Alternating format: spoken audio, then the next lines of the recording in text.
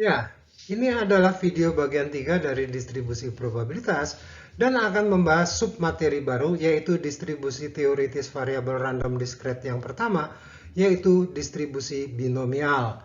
Mari kita mulai. Mari kita bahas materi distribusi binomial. Adapun materi pembahasannya adalah yang pertama adalah distribusi teoritis variabel random discrete. Kemudian distribusi binomial. Dan yang ketiga adalah penggunaan Excel pada distribusi binomial. Mari kita mulai. Bahas dahulu distribusi teoritis variabel random discrete. Selanjutnya dinyatakan secara singkat sebagai distribusi variabel discrete. Mengapa diperlukan? Untuk apa kita mempelajarinya? Begini jawabannya. Pertama, dunia nyata hampir selalu belum menyediakan probabilitas-probabilitas yang diperlukan. Berapa probabilitas antrian di pintu gerbang tol akan panjang mengular pada hari dan jam tertentu? Belum ada informasinya.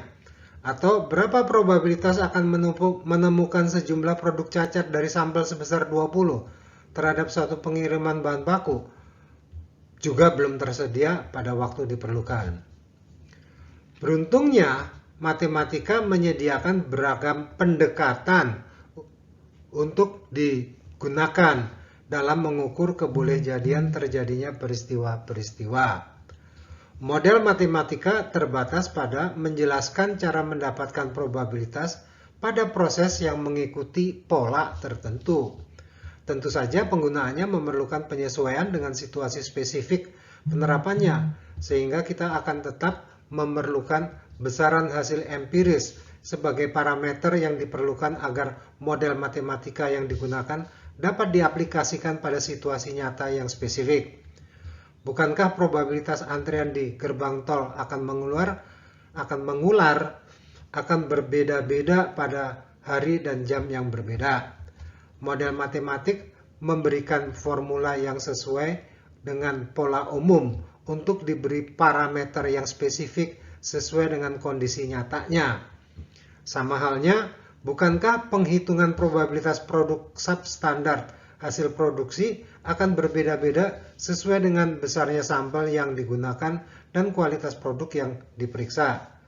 Cukup dengan satu atau dua parameter yang sesuai yang dimasukkan ke dalam model matematikanya akan memberikan jawaban atas probabilitas yang diperlukan. Besaran-besaran hasil empiris yang relevan akan diisikan pada model matematika untuk menghasilkan probabilitas kejadian sejumlah tertentu pada pengamatan yang menjadi perhatian. Di antara banyaknya distribusi probabilitas variabel discrete, kita akan membatasi pada dua saja, yaitu distribusi probabilitas binomial dan distribusi Poisson. Pada distribusi binomial, kita akan mencakup mengenai besarnya probabilitas sebuah peristiwa sukses dalam populasi guna menetapkan probabilitas berbagai jumlah peristiwa dalam sampel. Pada distribusi Poisson, kita akan cukup mengetahui besarnya rata-rata banyaknya kejadian dalam satuan interval tertentu guna menetapkan probabilitas berbagai jumlah peristiwa dalam berbagai satuan interval. Pada distribusi Poisson ini, rata-ratanya disimbolkan dengan huruf Yunani lambda. Ada satu distribusi yang dapat menjadi model distribusi discrete maupun kontinu, namun kita akan membahasnya untuk distribusi probabilitas variabel random kontinu, yaitu distribusi uniform. Mari kita bahas distribusi binomial terlebih dahulu. Latar belakang situasi nyata macam apa yang akan didekati dengan distribusi binomial? Begini jawabannya. Pertama, apabila eksperimennya terdiri atas sejumlah tertentu percobaan atau trial. Jadi eksperimen bertanya kepada konsumen perlu dinyatakan kepada berapa orang. Demikian pula eksperimen memeriksa kualitas produk perlu dinyatakan berapa produk yang diamati. Berapanya itu merupakan sebuah nilai angka, entah 10, 25, 100, dan seterusnya. Kemudian kedua, trialnya mempunyai dua kemungkinan hasil yang dinyatakan sebagai sukses dan gagal. Hasil sukses adalah untuk peristiwa yang menjadi perhatian. Bila yang ingin diketahui adalah probabilitas produk cacat, maka muncul atau ditemukannya produk cacat merupakan peristiwa sukses. Bila yang diamati adalah jumlah yang tidak lulus ujian, maka peristiwa tidak lulus ujian adalah peristiwa sukses. Ketiga, probabilitas peristiwa sukses adalah konstan pada setiap trial. Probabilitas sukses ini disimbolkan dengan P. Karena sukses dan gagal bersifat mutually eksklusif, maka probabilitas peristiwa gagal 1 minus P juga akan konstan. Probabilitas gagal 1 minus P ini disimbolkan dengan Q. Izinkan menjelaskan terlebih dahulu tentang percobaan sebelum membahas ciri keempat. Dalam percobaan berupa pengambilan sampel, ada istilah dengan pengembalian dan tanpa pengembalian. Pengambilan sampel dengan pengembalian artinya bahwa pengambilan yang kemudian dilakukan dengan mengembalikan terlebih dahulu yang sudah diambil sebelumnya, sehingga tidak mengurangi ruang sampel. Sedangkan pengambilan tanpa pengembalian berarti pengambilan yang kemudian dilakukan tanpa terlebih dahulu mengembalikan yang telah diambil sebelumnya. Cara ini identik dengan pengambilan secara sekaligus. Dengan pengambilan tanpa pengembalian itu, tentunya setiap pengambilan akan mengurangi ruang sampel, sehingga mestinya probabilitasnya berubah. Akan tetapi, bila ruang sampel adalah demikian besar relatif terhadap sampelnya, maka pengambilan sampel tanpa pengembalian ini dapat dianggap tidak mengubah ruang sampelnya. Contoh kedua nanti merupakan situasi ruang sampel yang relatif tidak berubah dengan pengambilan sampel sekaligus atau satu persatu tanpa pengembalian. Baik, kembali ke ciri-ciri. Ini adalah ciri yang keempat, yaitu bahwa berbagai percobaan tersebut bersifat independen. Artinya percobaan yang satu tidak mempengaruhi probabilitas terjadinya yang lain. Apapun hasil dari pengambilan yang terdahulu tidak mempengaruhi probabilitas terjadinya sukses pada pengambilan yang kemudian. Probabilitas sisi kepala pada pelemparan koin yang selalu sebesar setengah adalah contoh yang mudah.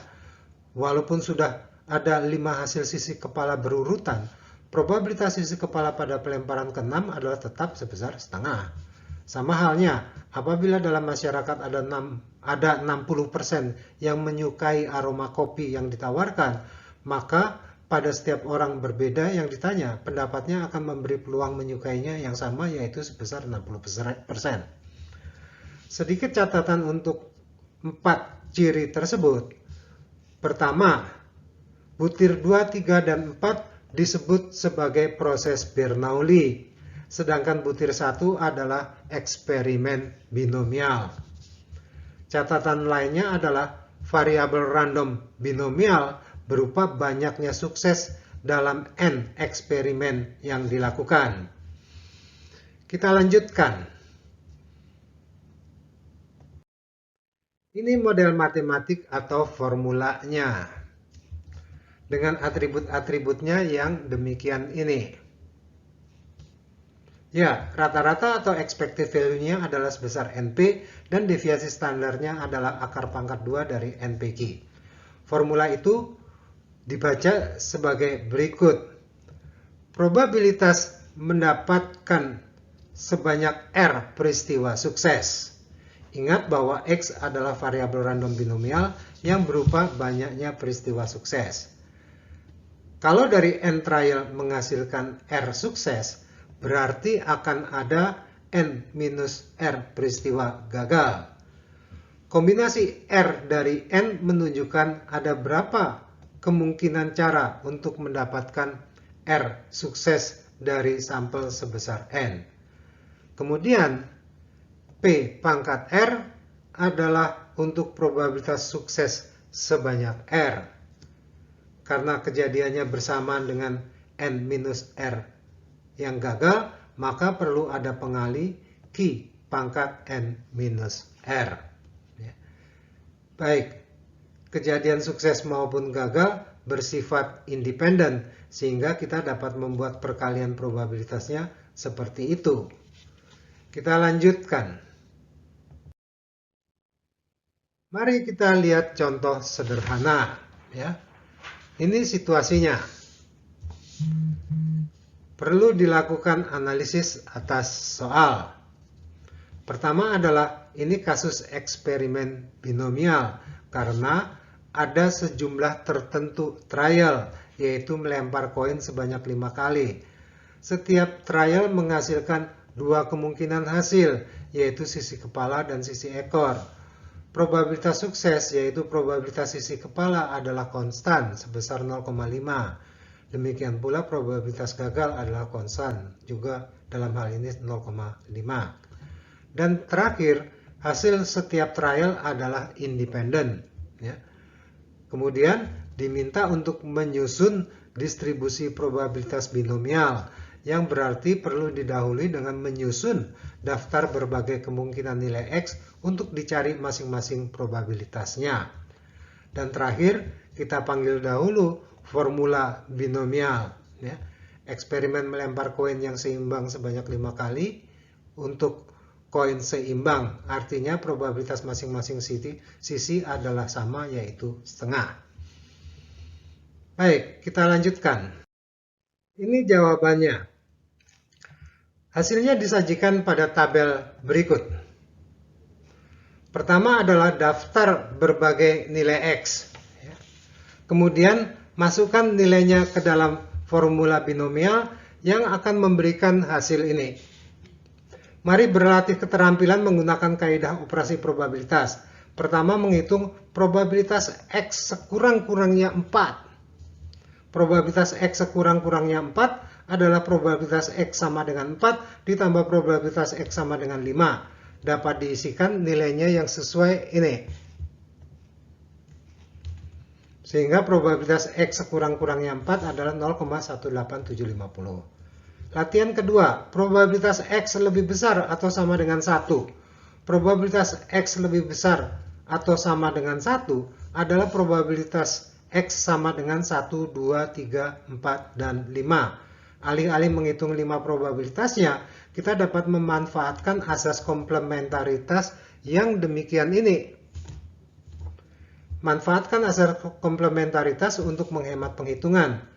Kembali pada soal tadi, kita dapat memasukkan nilai yang sesuai ini, sehingga dapat diperoleh probabilitas sekurang-kurangnya 1 adalah sebesar 0,96875. Latihan ketiga, probabilitas X lebih kecil dari 3. Probabilitas X lebih kecil dari 3 dapat diuraikan menjadi demikian. Perhatikan bahwa pada kasus ini X sama dengan 3 tidak termasuk yang dihitung karena permintaannya adalah yang lebih kecil dari 3. Kita masukkan nilai mereka sehingga diperoleh probabilitas X lebih kecil dari 3 adalah sebesar 0,5.